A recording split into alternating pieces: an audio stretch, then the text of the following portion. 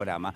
Yo quiero comenzar muy brevemente diciéndoles que la verdad que faltan pocos días para entrar en lo que va a ser, en principio, un proceso que se denomina PASO, ¿no? Las primarias abiertas, simultáneas y obligatorias, y después de algunas semanas llegaremos a las elecciones generales. Y uno se pregunta allí, bueno, ¿de qué manera intervenimos todos nosotros? Y yo le diría que de dos formas totalmente distintas. Por un lado, somos sujetos casi pasivos de lo que seguramente es una especie de contienda, ¿no? Donde de los distintos espacios políticos nos presentan o debieran presentarnos lo que son sus propuestas, los que han sido sus gestiones, en algún caso, si han pasado por el poder o si están en el poder en este momento.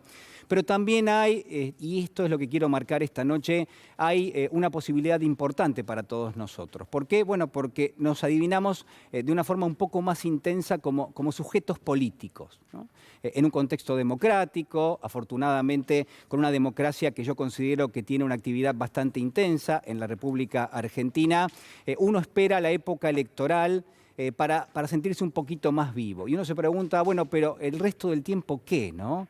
Si vivimos en una democracia, la búsqueda de los derechos, por ejemplo, ¿no? Hay algunas personas, algunos dirigentes que entienden que solamente somos sujetos políticos cuando vamos a emitir el voto y que en cambio cuando estamos buscando, nos manifestamos, generamos algún tipo de demanda particular vinculada a algún derecho, que eso no tiene que ver con la actividad política y más bien lo miran casi, le diría, en un sentido contrario, ¿no?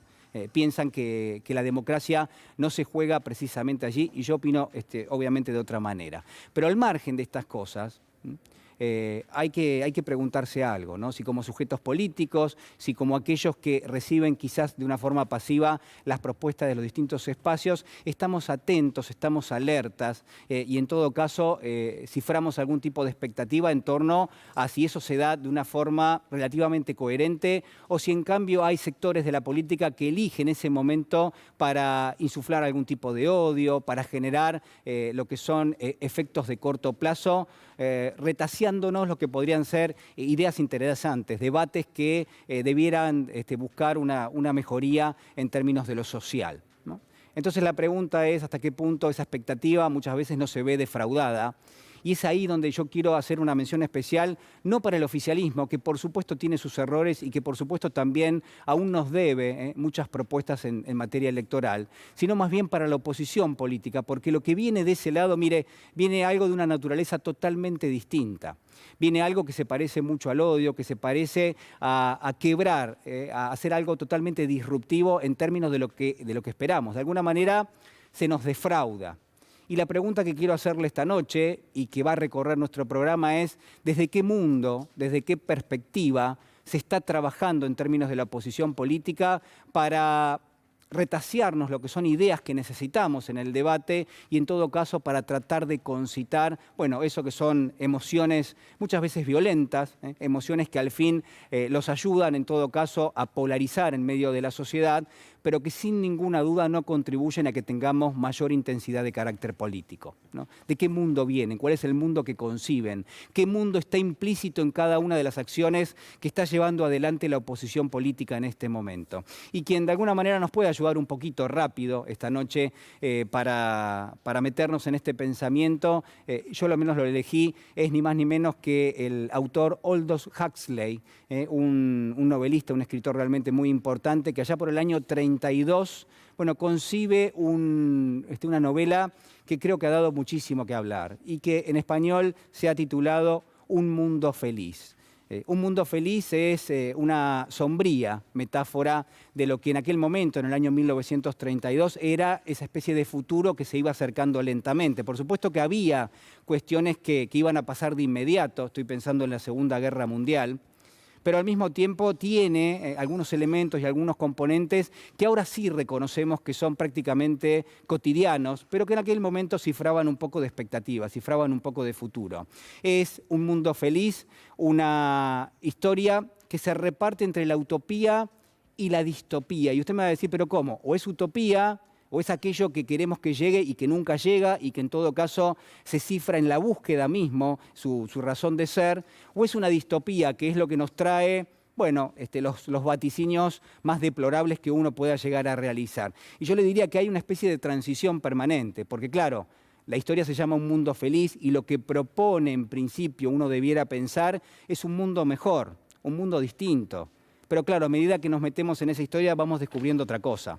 Que hay una especie de contrapunto muy interesante que uno va descubriendo a medida que conoce la historia. La historia es realmente muy sencilla, seguramente usted ya la conoce, tiene visos de una historia de amor, por supuesto. Hay una pareja, hay un mundo que los recorre, que los acompaña, y esa historia de amor es casi una excepción en medio de la regla. Y la regla lo que está mostrando es que ese mundo en principio está segmentado, está segregado, está totalmente dividido. Alguien ha tomado la decisión en algún momento. Y entonces en términos geográficos les diría que hay territorios, que esos territorios están divididos en 10, por ejemplo, y que en cada territorio hay una clase de ser humano.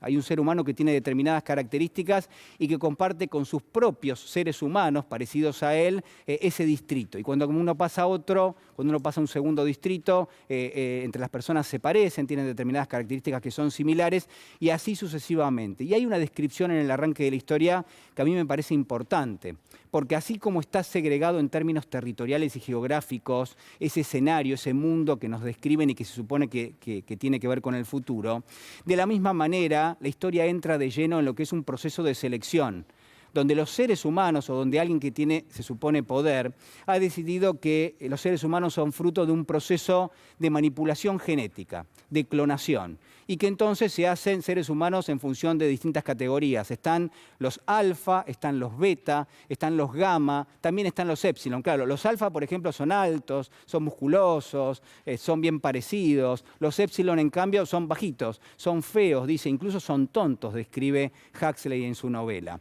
Y cada uno está segmentado de una forma distinta. Y de la misma manera, a medida que nos metemos en la historia, bueno, empezamos a ver que hay otras características que la recorren en forma transversal y que todas tienen una misma naturaleza, porque lo que está allí puesto en vigencia es, casi le diría, la preeminencia del Homo economicus, ¿no? El Homo economicus como un ser racional, como un ser que define permanentemente qué es lo que está mejor, qué es lo que es más útil al sistema económico. Claramente lo que está diciendo Huxley ahí es que lo que impera es el sistema capitalista y que en todo caso todo está organizado socialmente para alimentar ese sistema. Los seres humanos que se producen justamente tienen que ver con eso.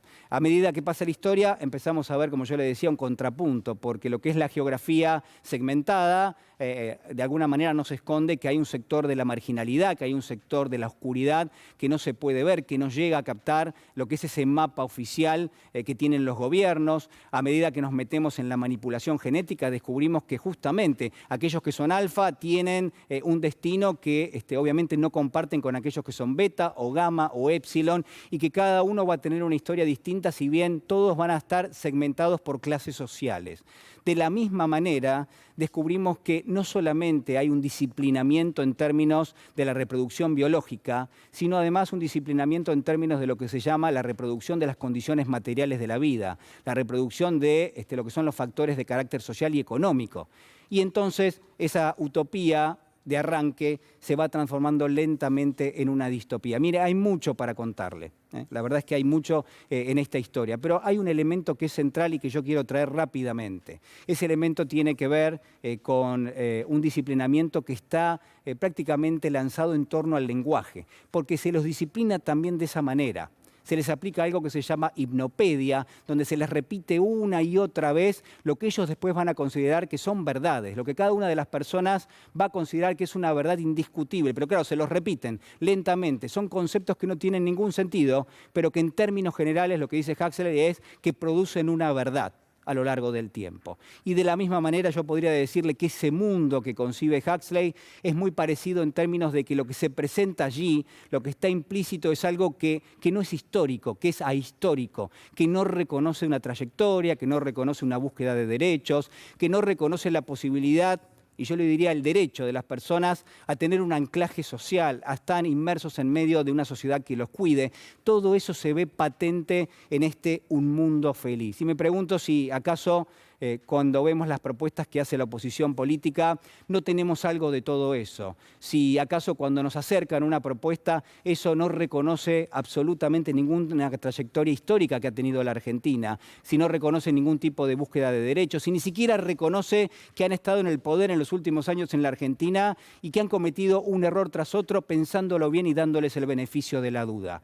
Todo esto está presente en un mundo feliz. La falta de derechos, la falta de una posibilidad de anclaje social y sobre todas las cosas la falta de un lenguaje propio, porque lo que se ve en esa historia es que lo que está en disputa es precisamente eso, lo que significa cada una de las palabras. En esta Argentina que es más desigual y que es menos inclusiva, en esta Argentina donde hay mayores niveles de pobreza y de indigencia, mire, que ese mundo feliz no llegue nunca y que en todo caso, a partir de los próximos días, empecemos a discutir lo que verdaderamente nos ayude a conseguir un futuro mejor.